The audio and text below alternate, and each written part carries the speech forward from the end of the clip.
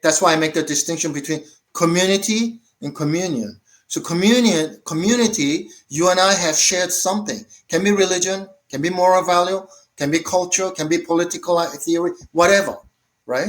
So I'm asserting the next Christianity is based upon this communion. Welcome to Conversations Along the Way. I'm Luke Freeman. In this episode, I speak with Bob Yu, who reached out to me after watching a conversation I had with Christian Baxter on Metamodern Christianity. You'll hear how Bob entered the metamodern discussion through Ken Wilbur and has been contemplating how Metamodernism develops a polycentric worldview that allows for deep communion across religious and cultural boundaries. The term he uses for this communion or fellowship is Koinonia. As you'll see, this was a profound encounter for me, and I'm honored to share our conversation with you. It was I still don't understand what happened, but I know something happened, like reading his book.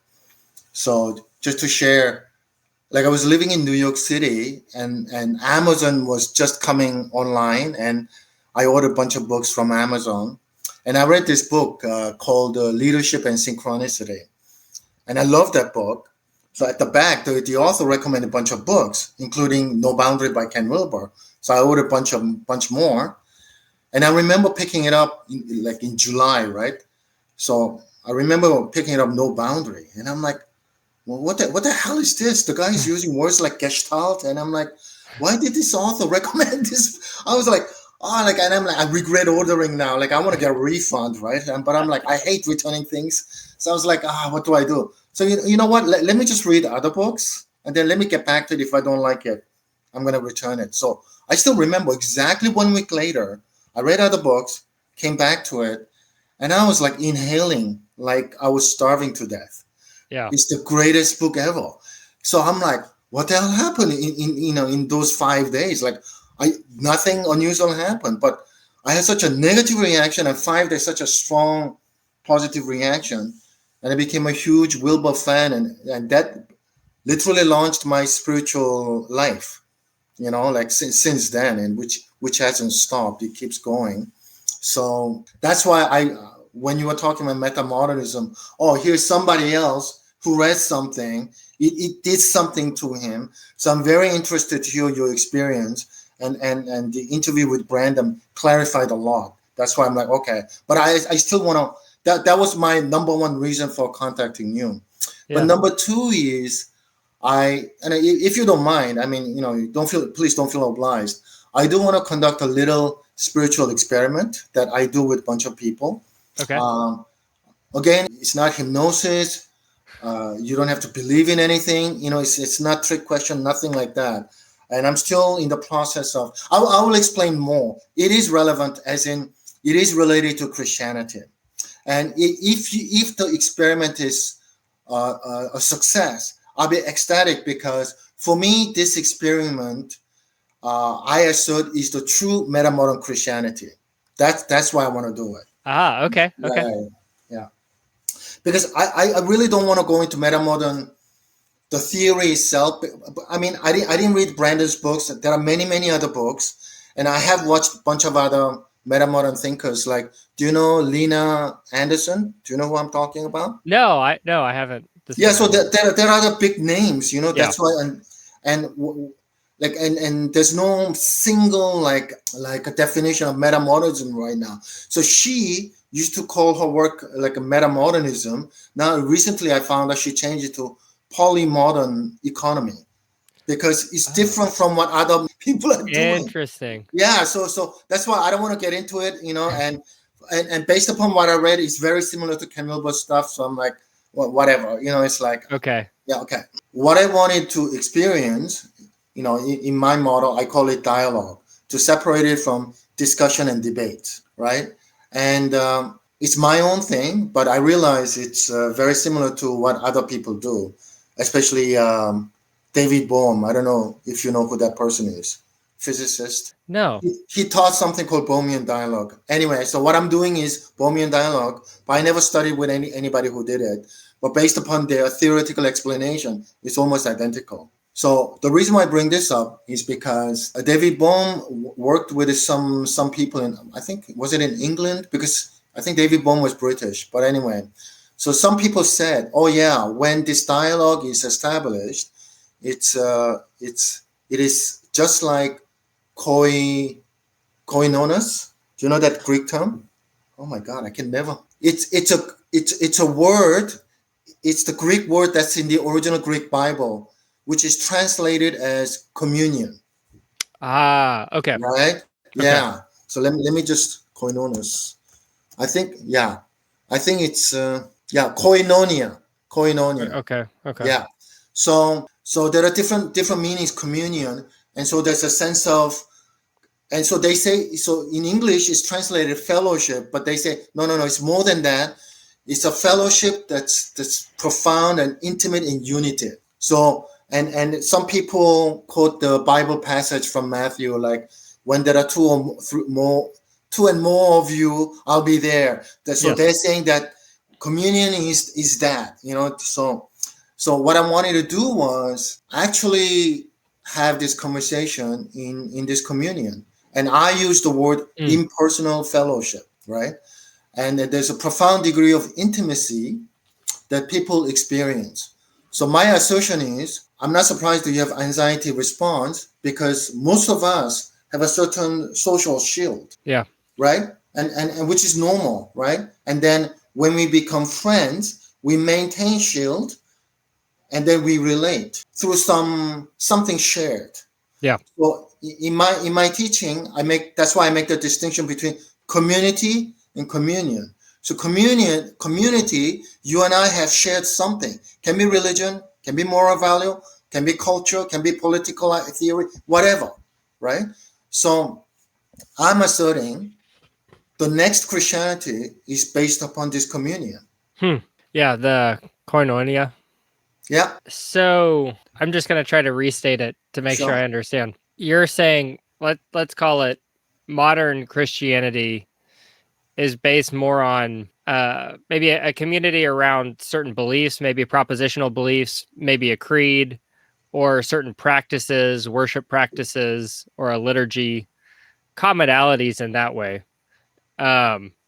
You're thinking that metamodern Christianity will be a deeper connection, a deeper fellowship, this koinonia, which I feel like it's more of it's a certain relationship. Can you describe it more? Is it more of an empathy, understanding? Can you unpack that a little more? So none of the above. That's why I wanted you to have the experience first. And whatever you experience you had, you can actually describe your experience and think about it.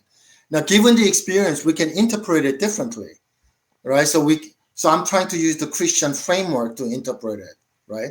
And all I'm saying is, like the impersonal fellowship. I'm like, that's, and so I can tell you this. So in debate, so as I said, I classify the conversation into three types: debate, discussion, and dialogue.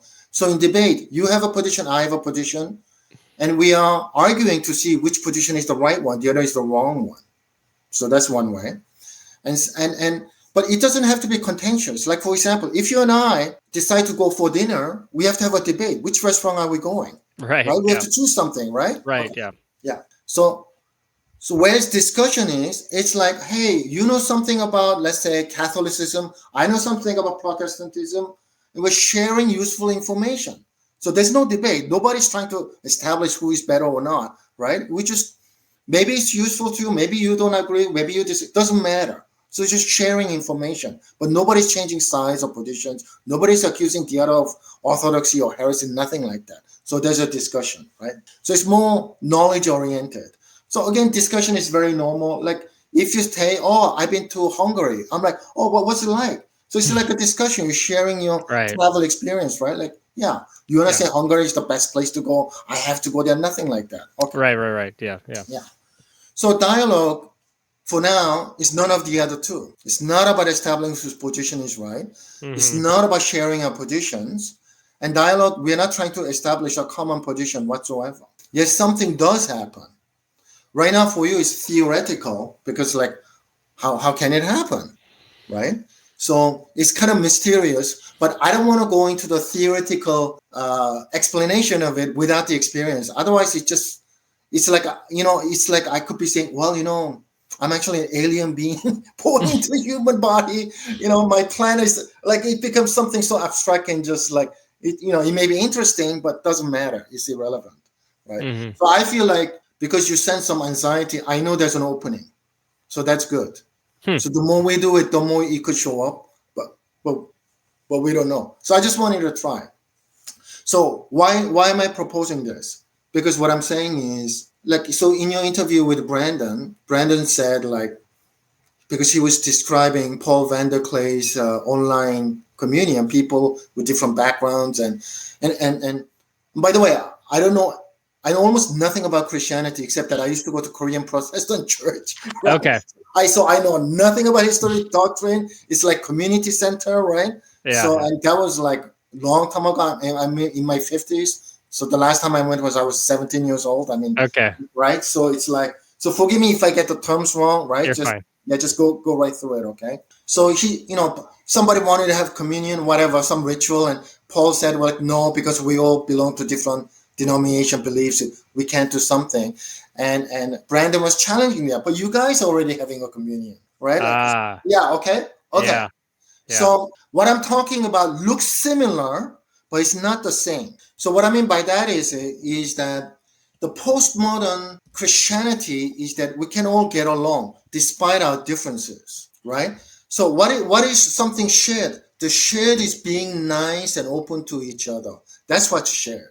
And we are polite. Like, I really think the denomination we belong to is a heresy, but hey, we are all being warm and fun. We're talking, right? Yeah, exactly, right? So it's like doctrinally at the mental level, nothing is shared. So we shift the gear to emotional level. So it's warm and polite and all that, right? And there's nothing wrong with that. There's nothing wrong with that. So I'm not talking about that. Yeah. I'm not. So where are we meeting? I'm saying that's the wrong question, because the question presupposes you and me are separate and we have to somehow converge and meet somewhere. Okay. So dialogue, it starts in union or unity right from the get-go. What the hell does that mean? That's why I wanted you to have the experience, and hopefully, if you and I talk ever again, we will do this and actually reflect upon it, because it is not a trick, it's not hypnosis, it is something real. And the science of getting into that dialogical space, or so I'm going to use the Christian term now, communion space, is real, is tangible. You can actually describe this.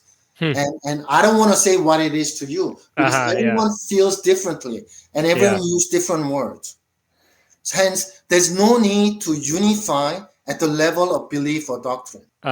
So the postmodern way of unifying is because doctrinal differences are impossible to overcome. And so you switch the gear to emotional. I'm saying, no. You don't need to go down to emotional. You got to go down to one level up, whatever that means. But I'm not creating a super doctrine that unifies everyone. That's not what I'm doing. You see? Okay. Yeah. Two things here. What you said, dialogue. It makes me think of dialogos. Are you familiar with John Vervaeke at all? It's very similar. Yes. Okay. Yeah. And I really haven't. I've heard him talk about this process a lot. I mean, there's circling. There are other kind of dialogical processes he does. Are these similar? Are these kind of getting at what you're describing? There's some similarity, but there's something even more. I'm asserting even more. So it's like, if you have done circling all this, like one of the people that I do this on a frequent basis, Seth, he has done circling, so he knows what the difference is. Actually, he's trained to do circling, so he knows it. This is something even radically different. That's why I say Koinonia, that expression. I'm like, yes, that's the communion that Christ was teaching. And I really truly believe the early forms of Christianity, when everything was underground, there was no church, like actual building. People just made somebody's house, went through whatever, reading some passages and prayed and broke bread at the end, whatever, right? This was happening. I really truly believe that. Yeah. I could see that. Wow. on a spiritual level, do you have kind of a metaphysics to describe what you're getting at? Is there something about our kind of shared participation in the divine? It's interesting how you talked about a level up. I wonder what that level is, because it seems like you're talking about this space where there is a connection and we are somehow entering that Exactly. space of connection. Yeah. Exactly.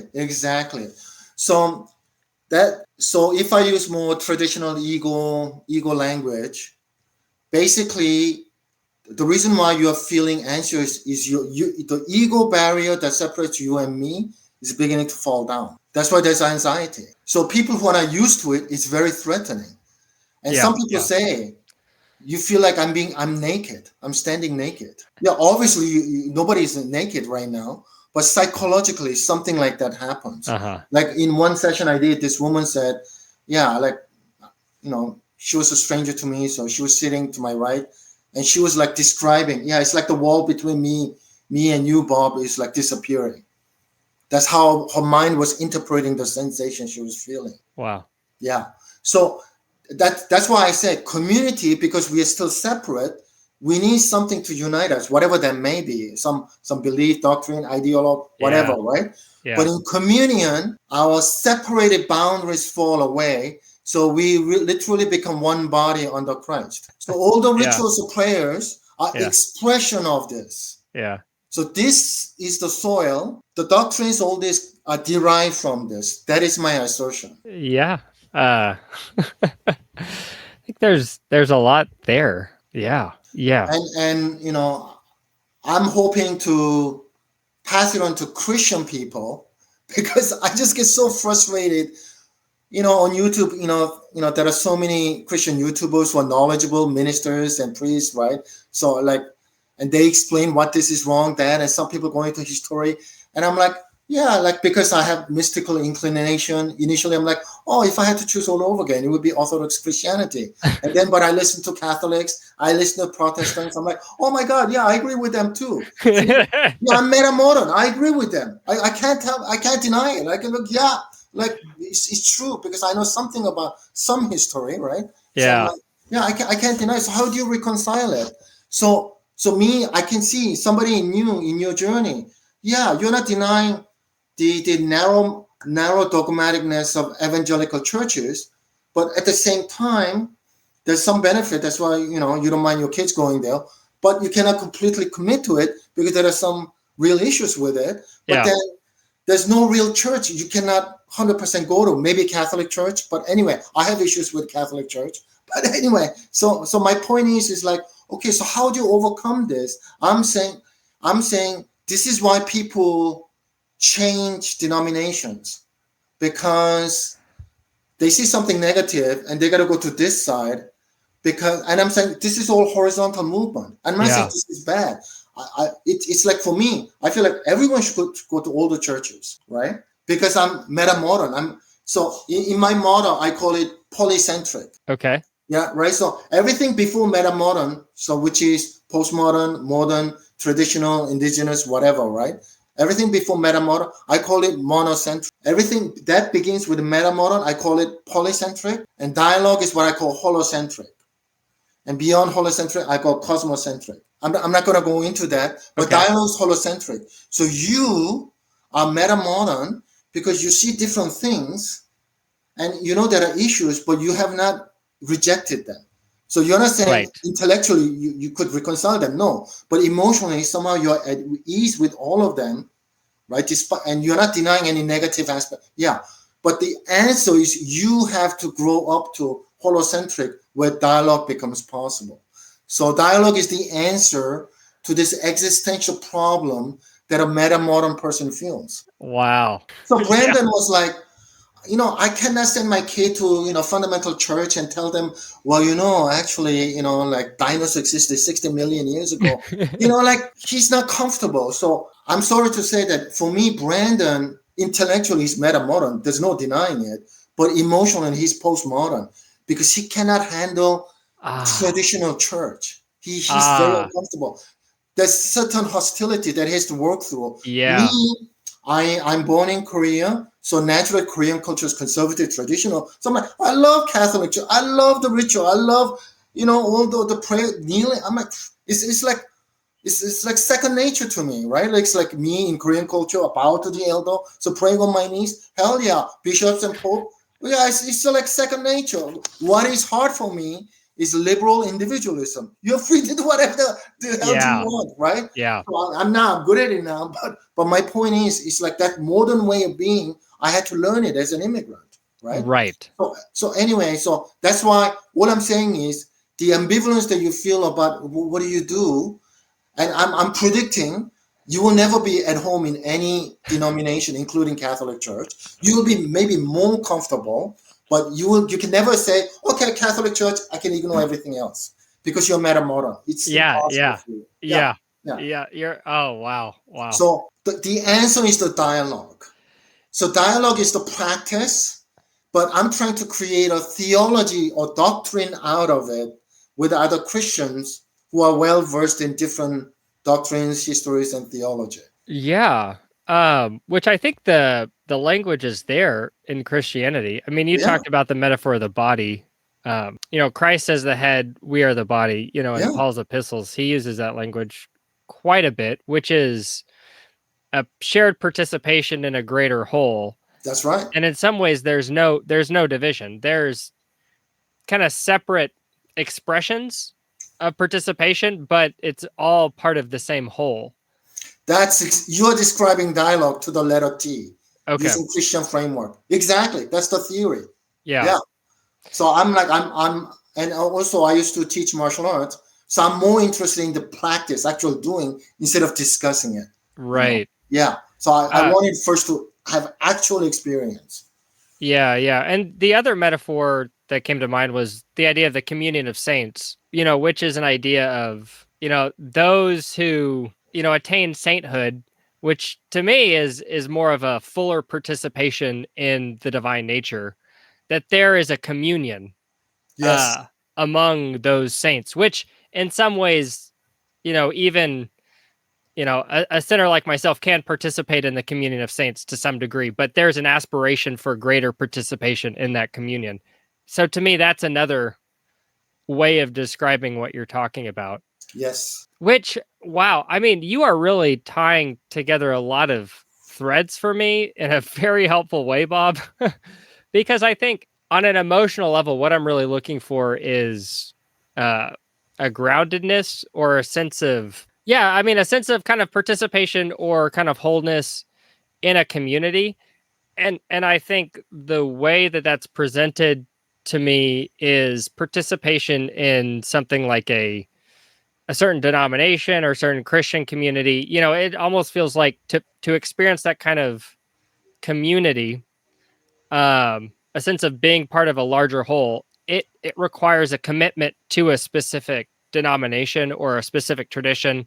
And it's like, I plant my flag here. This is who I am, along with all these others.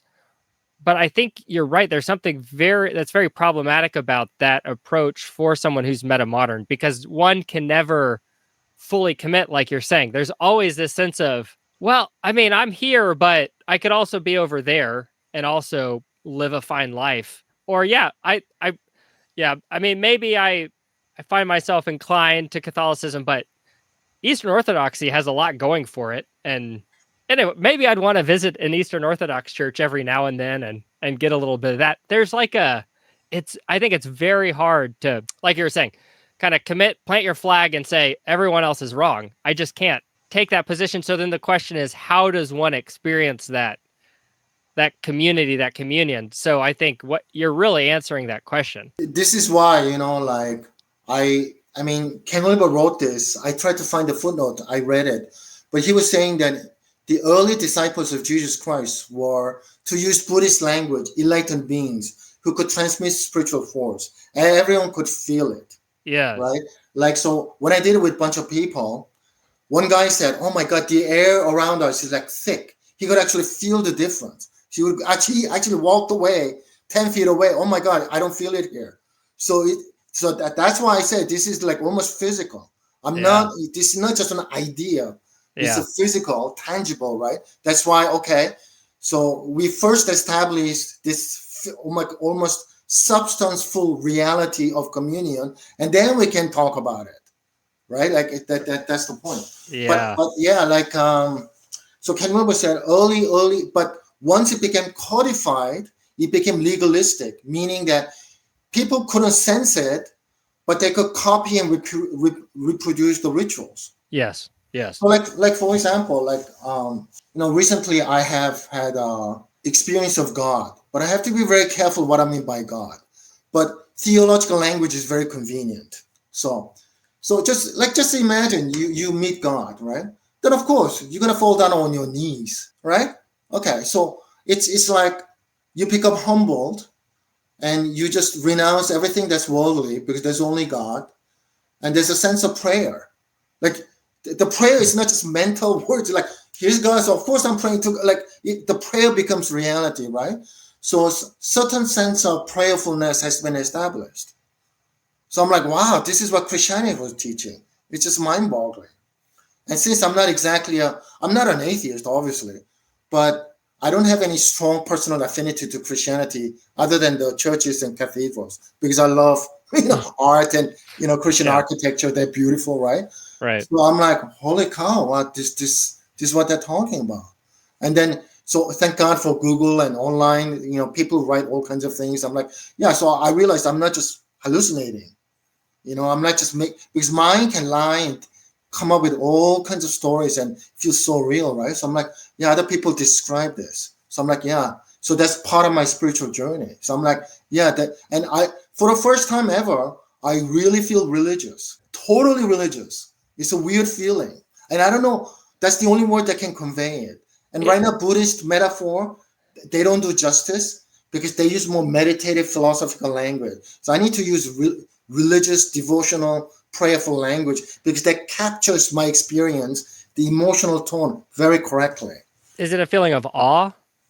No, it's like so it's not a prayer, but it's like prayerfulness. Then you are receptive to God's presence. So there's silence. So I'm not praying for anything. I'm not actually listening to God's words, but it's like my consciousness becomes prayerful. And I'm like, oh yeah, all those Christian injunctions like do your daily work, but remember God. I'm like, this is exactly what I'm doing. That's what's happening. Uh-huh. So finally, that practice has become reality. So Yeah. I'm describing my reality. Wow. Yeah. One thing that I've been meditating on a lot recently, or contemplating might be a better word to put it, is like falling back into God's will, which is this idea of experiencing life as, well, what comes to me is meant to come to me. It's sent to me by God. My responsibility is to be open to that, receive what comes to me, and participate in. It's all. I kind of see it as a current, this river that that God is taking me somewhere, and I'm encountering things, and to kind of just fall back and participate in that. Is that related to your feeling of religious? Oh yeah. Religious? Not my will, thy will be done. Yes. Yeah. Yes. Exactly. Uh-huh. Yeah. Wow. So for me, that's my criticism of Brendan, because his intellectual map. I don't disagree at all. I agree, but I feel like emotionally he treats Christianity as like a mental framework as opposed to real faith, some living reality, right? Yeah. So as I said, I'm a little bit hostile to Christianity. Like for example, not a hostile. Hostile is not the right word, but I'm just trying to show you where I stand. So last October, my father passed away, like of old age and all that. So, and he had dementia for 10 years. So, we were sad, but we were relieved at the same time. Yeah. Because my poor mom had to take care of him. And he lived, how old was he? 84? Yeah. So it's not as if he died early. So everything was beautiful. So all his, the funeral was conducted by the minister of the church, the Korean church. And so this woman comes to me, believe in Jesus. If you don't, you're not going to see him in heaven. Oh. While I'm in the wake. I'm like, the worst thing is because I just have to stand agree. But I understand, she's coming from the dogmatic tradition, right? But I'm like, hello, it's not that now. It's not the time, right? Yeah. So I mean, all I'm saying is I don't have exactly positive view of Christianity, but I don't have negative view either, Yeah. obviously. So all I'm saying is my experience. I'm pretty sure is describing Buddhist literature or Hindu literature, but what I'm familiar with is Christian literature, and it does fit. Like the vocabulary concept does describe it. It does not establish that there's actually God or Jesus Christ or Trinity. I don't know any of this, right? But Right. I'm like, yeah, like there's something real here. There's a feeling of there's a higher presence. Like I'm acting as if psychologically that's what's happening, right? Yeah. So to the point where, yeah, I might have to actually invent God just to talk about this. Yeah. Uh-huh.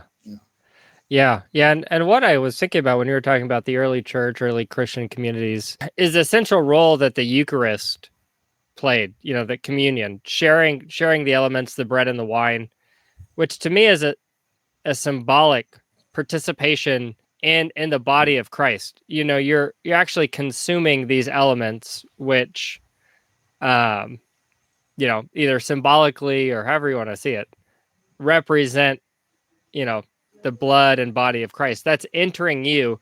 So then, those elements, it's like the elements of your body are mixing with the elements of Christ. And to me, it's really pointing towards that kind of that communion that you're talking about.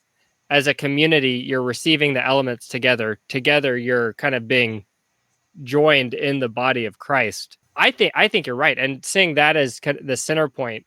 I mean, my understanding of early Christian communities, that Eucharistic meal was really the center point of practice.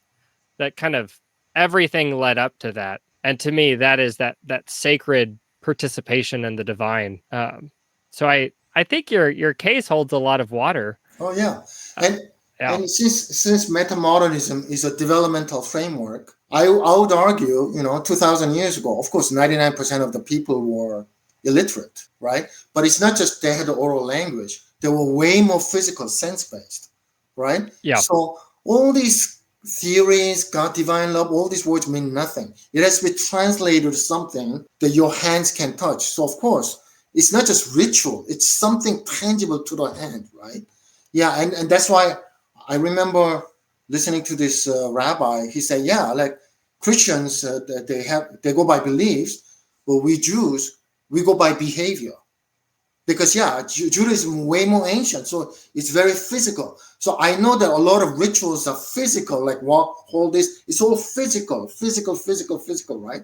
So this understand the practice very physical, and then it became more and more intellectual, meaning that now singing and reading. So even though it's oral, you listen to somebody preach. So you're just sitting there listening. It's more intellectual. Now Protestant, it's all written words. Everyone can read. So everyone is reading Bible, right? So it's like we don't need the oral, we don't need the physical. It's all very intellectual, and it goes very, very, very hyper intellectual, right? So I'm saying, yeah. So because now most people, at least people in first world, they're highly literate, highly educated. Everyone has access to books. So it's like, yeah. So for me, Protestantism makes sense. Like we don't need the physical, and we can all read and see for ourselves, and then like. So there's like I really understand the historical technological force behind this transition. Yeah. And so what I call dialogue is it's not intellectual. The unity is not grounded in some belief, some idea. No, not at all. Right. But it is substance, meaning you can actually touch it with your hands. So it's metamodern. All these modes show up. So it's emotional, it's also intellectual, etc., right? So dialogue is kind of the prototype of real community. It's a entryway. That's my assertion. Yes. And you're just making me think that there's something about the kind of hyper individualistic evangelical Christian tradition I came up in that once I lost faith, I kind of stopped believing in these kind of historic propositions, but then came back to faith because of I mean, so many reasons. That's another Sure. story. And I kind of covered it, I think, a little bit in the conversation with Brendan Graham Dempsey. But what I was really looking for were rituals of participation, which I think is what attracted me to, more traditional expressions of Christianity. Let's say, Catholic practices of like the rosary or the liturgy of the hours. It's a sense of participating in a ritual that joins me with Christians across the centuries, and especially in the liturgical calendar, there's a sense of participating in these feasts and fasts together, kind of in communion.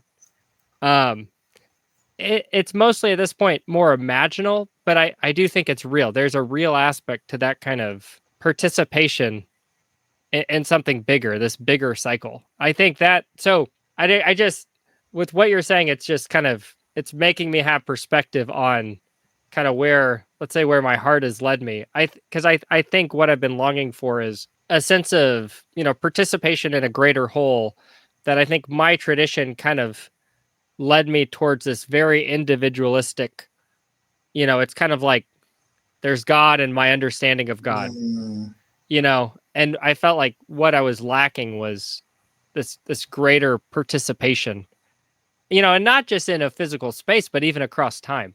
exactly. Yeah, and I'm saying dialogue converts that imaginal experience into something substantial experience. That is my assertion.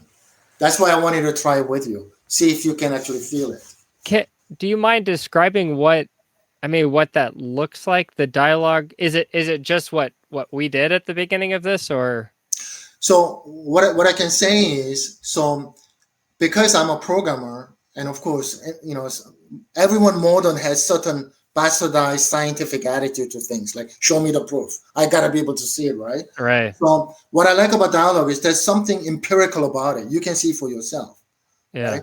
And all I can say is, I know I was born with it because. So let me use the Buddhist terms. So so there are different levels of enlightenment, right? So, but in my model, the first level I call it awakening. The last model before you become Buddha is enlightenment. And there are many different levels depending on what you study, but it's actually very simple. So, awakening means you realize you're not the ego, psychological ego.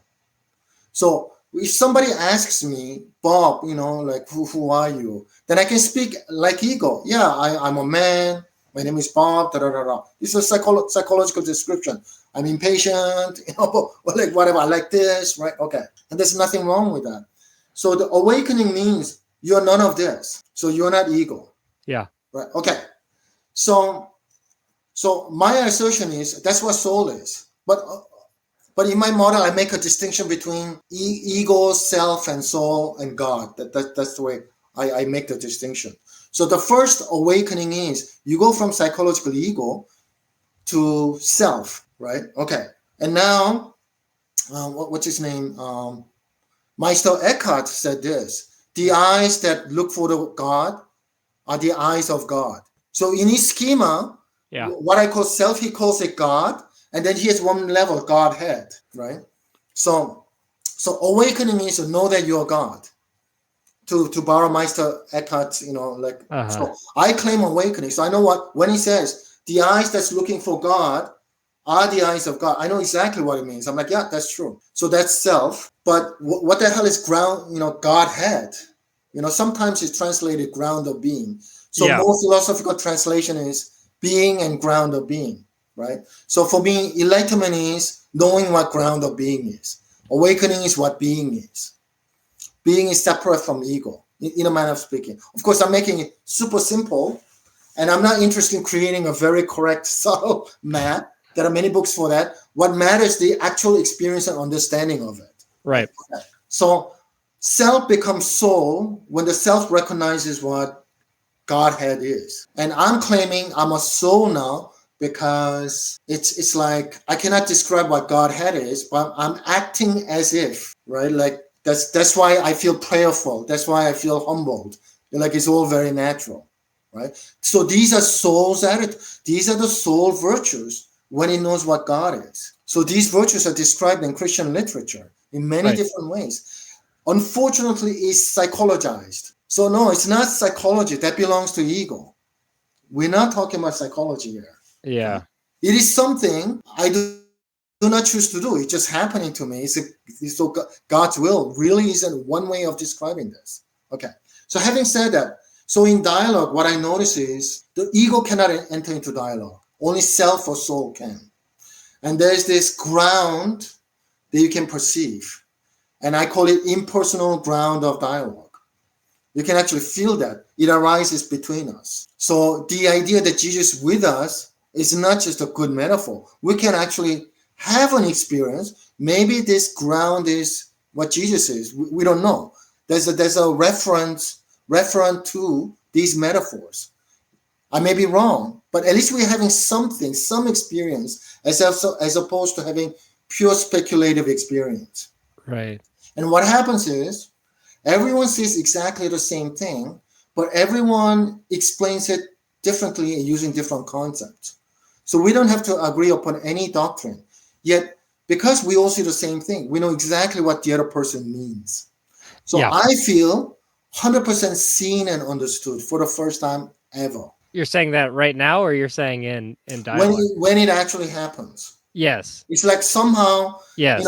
I may not be able to explain it, at least I'm using gestures and some words, but the listeners understand exactly what I mean because we're all seeing the same thing. Yeah. So I would argue this German Catholic philosopher, Joseph Piper, he wrote a book called Leisure, but, he defines what leisure means. It's not just, it's not just vacation from work. That's not what it means. But he said highest form of leisure, sometimes he translates contemplation. Contemplation God is the highest form of leisure. I'm like, So dialogue is a contemplation of God, and we are having conversation while that is happening. Yes. Yeah. I get the sense of what you're talking about. Oh, yeah. I know exactly what you're talking about. Yeah, because I know you're very close. Yeah. That's why I contacted you. Somehow something in me says, oh, yeah, contact this guy. He's very close. Yeah. Well, yeah, it's... But close doesn't mean quick or soon. No, but... it could be many years, but anyway. Yeah, I definitely see it as... definitely a blessing that you reached out. I think your perspective is very helpful to me right now. You're giving me something that I need to hear. So I'm very grateful for that. But I think that, man, the thing that really resonated with me was that sense of being seen for who I am. That is just that's so powerful. And I think, it's such a special setting when that happens. And I totally know what you're talking about. That it's like the ego falls away, that self falls away. And I think in that context, there's a vulnerability and an acceptance. Oh yeah. And it's definitely an environment. It's a very high trust environment, because to me, in some ways, this ego is constructed as a defense. That's right. We don't want to get hurt. So we put up all these, these layers, these walls, these boundaries. And when those things can lift, those veils can be lifted, the guard can be let down, and one can be seen for who one really is, or kind of commune with someone on that level. It's such a beautiful experience. That's why, somebody, how did he call it? I forget. But in my language, I call it personal relationship versus impersonal fellowship. So egoic relationships, I have to know the other person. We share history together. I know, right? It's all knowledge of the other person. We do activities together. So relationship is based upon that. But this impersonal fellowship does not require that knowledge of the other person. There's this intimate union in God, and you understand the other person understands you. So that this brotherhood you can actually feel it. And there's no need to, do you like this? Find some common ground. Right. It is not necessary at all. Yeah, exactly. Yeah, which I'm feeling something like that right now. I think this conversation is definitely, at least for me, kind of entered good. Yeah. entered a higher higher Exactly. space. I mean, I don't I'm even glad. know. I'm glad. I don't Yeah. even know where you are. But across the internet, there's this. I don't know. It's like your soul is speaking to my soul in some ways. Exactly. So, you know, if I were ever to brand it and sell it, but, I might call it authentic soul dialogue. I mean, I don't know. Doesn't matter. I'm more interested in spreading this so that other people can do this.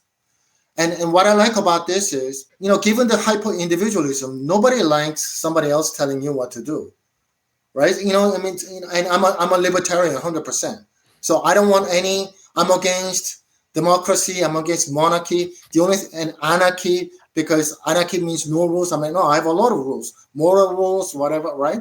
But I'm a autocracy. Not unfortunately, people use the word autocracy as in dictatorship, but autocracy is in self-governing, right? Like, so I govern myself. Nobody else is responsible for me but me. And yet, so that's one reason I cannot join Catholic Church, because like Pope and all that. I'm like, no, that's not happening, right? But it's dialogue. But and all I'm saying is, when you're soul, that's the true autocracy. So ego cannot be autocratic. It's impossible. Meaning that the reason why I am autocratic, because not my will. God is doing it. There's only God, and God is the true autocracy. So not theocracy, because it's an ego who may or may not obey God, right? Autocracy means there's no more you, there's God acting through you. So I'm not saying I'm there yet, but that's what's beginning to happen. So of course, all these saints, like, they're not making anything, not my will, thy will, right? And in other traditions, they may speak of higher levels. So meaning that autocracy means there's still you, there's God, but you are like dead body. You don't do anything. God is doing everything. When you actually disappear, God also disappears, because you're completely merged with God. But anyway, like, I don't know what that is. Yeah, that's too far ahead of me. But yeah. So so if you feel this, then that's why, you see, I could tell you're kind of ready. It's like your soul is beginning to awaken. It's just not. It's kind of subconsciously acting, and so for me, metamodern is actually anti-ego, because ego is monocentric. I am this and nothing else.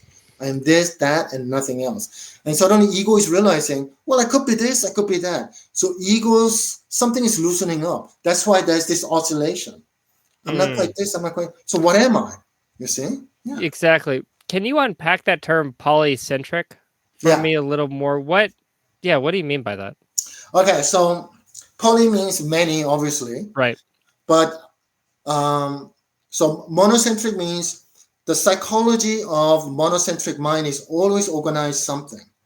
So there's always one center around which everything else revolves. So, so libertarian, the way I speak, is, you could say, simultaneously monocentric and polycentric. But, pick any Christian, this denomination and nothing else. Now, nothing else. So some of them may be like, oh, they're all heresies. So they may be antagonistic. Or some people are like, no, this is what I like. Yeah. So they may not be antagonistic, but they still settle on one thing and one thing only. So like, what is democracy? Given it's a debate, we settle on one political whatever ideology, right? Like, it has to be one thing and one thing only, no matter what, right? Yeah. It's all monocentric, right? So polycentric does not mean there are many gods. That's not what I mean. Polycentric means suddenly you realize there's not only one center, there are many centers. Now, this is not just an ideal to strive for. This is not something you believe in. This is a description of the present day fact. There are many religions. There are many languages. There are many different cultures. So polycentric is merely a map of current world. So monocentric people see this manyness. They want to get rid of things, exclude things, arrive at the pure thing. Hence, the more extreme monocentric you are, the more fundamentalist you are, right? And there's all purity tests and all that, right? Okay. So postmodern idea of egalitarianism is very close to polycentrism, but it's still monocentric. So, like, for example, Unitarian Church, right? There is a Unitarian Church in Plattsburgh, New York. I think I don't think. Anyway, there's a Unitarian church. The first time I went in once, they had all these religious symbols, from Muslim, Islam and Buddhism, all hanging next to the cross. I'm like, what the hell is this, right? I mean, all religions are equal, right? Okay, yeah. So there's an acknowledgement of plurality, right? But they're saying they're equal to each other, same. Yes, so it's a way of it's a reductionist approach. So they see many, but they're all the same, right? No, it reduces it all to one. Exactly. Yeah. And so polycentrism does not engage in any reductionism whatsoever, because that's the reality. I mean, I tell people all the time, you bring that attitude to a Muslim and Christian, it's the same. Allah is the same as Yahweh. I'm like, none of them will agree. Like, no, you don't get it. Yeah. So that's why I hate postmodernism, because it doesn't reflect the reality. Right. Okay. Yeah, because the postmoderns have to say something like, well, we have the right perspective. These traditional Muslims, these traditional Jews, these traditional Christians, they're just not enlightened enough. They just don't see the reality. Yeah. Which comes back to, like you were saying, it's kind of a monocentric perspective on it. Exactly. Yeah. So polycentrism is you stop doing that. You stop excluding. That's why I love the word expression DEI, not in the postmodern sense, but in the polycentric sense. It's truly diverse, and they're equal, but equal as in they have equal ontological status, not by comparison. So the equal as in unique. Unique means you cannot be compared. It's impossible to compare. You cannot be higher or lower. So equal means you compare, they're the same. I'm saying, no. They're not the same. They're not different. They're unique, right? And then I means include. You truly include. You do not exclude anything. So truly polycentric mind begins with DEI. You see the diversity, and you are the ontologically unique, and you have to, for some reason, you want to include them, even if you disagree with them. So it's the psychological makeup of a polycentric mind. So Metamodernism is an intellectual mapping of that mind. So I can see emotionally, intellectually, you don't disagree with Brandon's criticism of dogmatic fundamental churches. You went through that. So you know exactly what he's talking about. But there's something else that prevents you going, yes, I'm going to just ignore them, or... Right. Yeah, it's just something stop. Like, what is that? Yeah, because I think for me that comes from the realization that for a certain type of person with a certain history, being a part of a more fundamentalist dogmatic church can be their path to God. Exactly. And it's not mine because of my history and background. There are just too many roadblocks. But for some people, that's what they need. And I think, you're providing a lot of really helpful language. Yeah.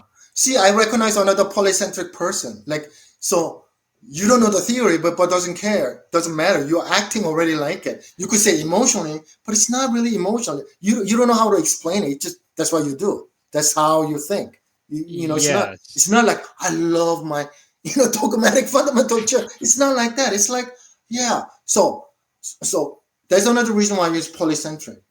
What that means, most people are selfish. And what do I mean by selfish? They only think in terms of themselves. So Brandon is saying, I will never join fundamental church. It's him. But you are saying, I will never join it either. But I think about other people who can benefit from it.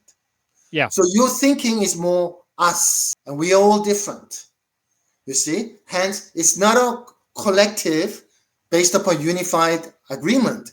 It's a loose collective. Everyone has different things, but somehow there's a unity already happening. And to me, that unity comes from, it's like a participation in the divine. Exactly. Because I think there has to be some level where there is communion, and it can't be on the level of the expression of religion, because there are differences.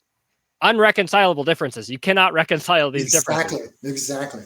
But if you see these paths as allowing someone to ascend and participate in the divine, and I am, through my own path, transcending and participating in the divine, we can have communion on that level. That's right. That's right. What you're talking about? So ego cannot participate, but soul can. Yes. Yeah. Hence, This is why religion is not psychology or psychotherapy. Psychotherapy deals with the ego.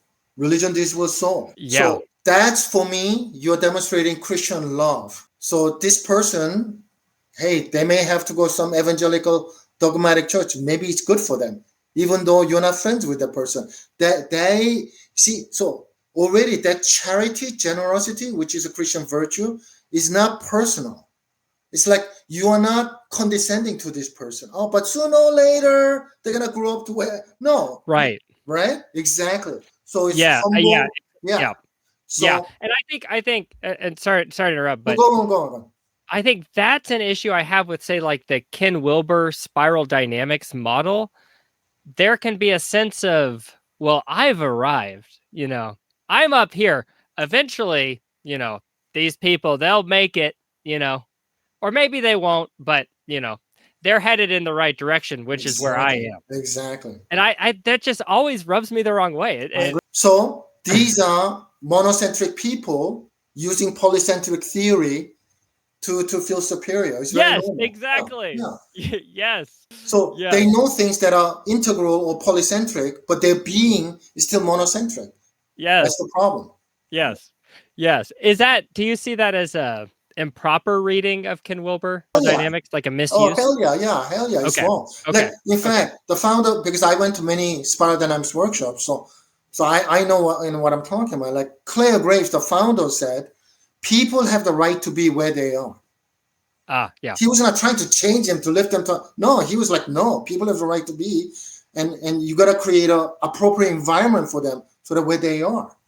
I'm like, yeah, I agree with that. It's like, it's like, how can I, if spiral dynamics in the Ken Wilbur theory is true, then your brain has to develop, every 4 years you may go to next level. So how can you make that happen in a person? I wish I could make that happen in me. I don't know, right? So it's like, people are where they are, and you have to match them with the right environment instead of force them to do this. This is why, like, it's and this is why I'm libertarian, because libertarianism says you can associate with people who are like you. You're not forced to be where you are not capable of functioning at that level. Right. Yeah, that's good. Hey, I'm going to have to take a real quick restroom break. I'll be right back. Sure. Okay, thanks. Okay. You're lucky. It's a break. Oh, I didn't know. I'm sorry. Just grabbing a bunch. Should I get some more cash at the bank? Yeah. Okay. Whoops. Excuse me. Oh, you're fine. Right. Well, anyway, we should probably wind this down. I need to get back to work. I'm sure you do too. But this has been such an incredible conversation, Bob. I am so grateful for you reaching out and I know. taking the time to talk. I mean, I really see this as, something providential. This is what I needed to hear. So thank you. So there's so much more, but for me, the primary thing is the experience of dialogue from where our concepts are derived, as opposed to abstract conceptual guesses. And this is why I differ from almost everyone, Jordan Peterson, John Vervaeke, etc. And I'm like, it's not just difference in ideas. I'm actually proving to you, leveraging your own current understanding and experience, that's how I use my evidence. And I'm saying, polycentric is, there's a conscious inclusion of the other. And the other is not same as you. You cannot reduce them to you. It's impossible. Yeah, and it's the ability to truly love the other as other. Exactly. Yes, wow. It's interesting. I've got a philosophy book club. We're reading Kierkegaard right now. His book, Works of Love, which is all meditation on what is Christian love, what does it mean to love thy neighbor. And to me, this is what you're talking about is very, very much kind of at the heart of Christian love, which is this love without expectations. You're not expecting someone to become like you. Exactly. You're not wanting them to join your camp. It's almost trusting that God is working in them, working through them, and loving them even where they are. Exactly. Yeah. That's why I always said the kind of Christian minister or priest that I want is who's going to help me become a better Zen Buddhist. Yeah. So no such metamodern Christian church exists today. That's the problem. Yeah, and that is so fraught. I don't even know what that looks like, because I think I have such a bad taste in my mouth from the kind of Unitarian Universalist model that it's really hard for me to get over that expression to something that is truly metamodern in a healthy sense. I almost feel like we need churches that are rooted in their tradition, because that tradition has a very well reinforced path to participation in the divine. So this is the thing I think I'm getting a sense with metamodern, which feels very different than postmodern, is appreciating the value of tradition and the importance of these traditional paths as a way to then be able to transcend their traditional silo. But you kind of need to start somewhere, because I think, like, if I try to imagine a church that, has Zen Buddhists and Hindus and Christians and Muslims, what is that even? It's, to me, that's not a church. I mean, for the Zen Buddhist to be a Zen Buddhist, they need their Zen Buddhism and that strong tradition, which in a way has, like, that tradition has boundaries. Of course. And there is, like, what's in the tradition, what's out of the tradition, what is in the doctrine, what's out of the doctrine, what's heresy within that tradition. One follows that tradition into a participation in the divine, where one can then participate across traditions. Is that how you see it? Yeah. I know exactly what you mean. So hence, Christianity is very particular and universal at the same time. Exactly. Yes. Yeah. Yes. Yeah. Yes. So I was talking about the universal side of it. Yes. Yeah. Which, it's not just an empty container. No, it's a universal Christianity. It's Christianity, very fun, but it's universal. So now, as an idea, it's paradoxical. But what does that actually feel like? Again, I'm asserting dialogue is one way you can actually experience that for yourself. And hence, all these abstract paradoxical concepts will come alive. Yes. Yeah, exactly. Oh, well, wonderful. Well, I hope we stay connected. I'd love, if you don't mind, emailing me maybe some books or resources that have been really helpful for you. I don't know if you could think of anything, but well, dialogue is my own invention. So, but I can give you supporting links and articles. Yeah. But as I said, experience, it's the practice is more important than theories. Because theories come from the practice. Yes. Yeah. But anyway, exactly. I can definitely give you links and all that. Yeah. And I translate into Christian framework for you. So none of this comes from Christianity. That's for sure. Yes. But I'm like. But you find a language to express this. Yeah. In the Christian tradition. Exactly. Because it's already there. I'm not inventing anything. Exactly, right? Beautiful. So that's why I'm being faithful and traditional. I'm not adding my Protestant thoughts to this. There's no interpretation here. Exactly. Yes. So I'm criticizing it's lost. And I'm like, that's the true spirit of Christianity. So what I'm saying is, before we worry about some metamodern Christianity that can include Buddhism, first let's be in tune with the Christian spirit, and then we can discuss, well, whatever, right? Yeah. Absolutely. Yeah. Yes. Man, I am so on that page, like 100%. Yeah. So I'm gonna leave it up to you whenever you want to talk, because I don't want to be pushy and trying to. It's part of my personality, but also it has to be very natural and organic. Meaning you may be very satisfied just one call, and that's fine with me, right? But it's like, if your soul wants more, we can talk more, because there's so much more to talk about. But yeah, the first step is, the anxiety is egoic defense, and you're not trying to argue about it. It's what I call existential resistance. Ego cannot help but resist to the emergence of soul. Yeah, because ego's values, what's right for ego is wrong for soul, and vice versa. So it's very threatening. And, like, imagine if you were a baby and fully conscious, the experience birth would be very traumatic. So in a similar way, the transition from ego to soul can be traumatic for some people. It's not universally traumatic. I still don't know what, like for me, it was very traumatic. It was like, I was like crying. I'm like, what? Yeah. It was like, he was kind of like, now I'm used to it. I'm like, oh, why was I so hysterical? I don't understand, right?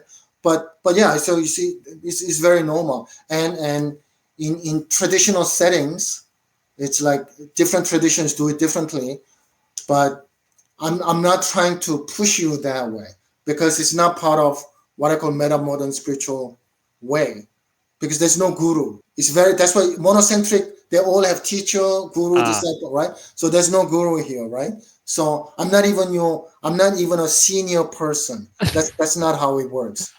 So that's all. But I'll definitely send you the links and all that. And if you want to talk about it, so I let you lead completely. Okay. Okay. All right, then. Yeah, we'll let the spirit lead. But again, thanks so much, Bob. It was really wonderful talking to you. Okay. Yeah. Thanks a lot. All right. God bless. Bye.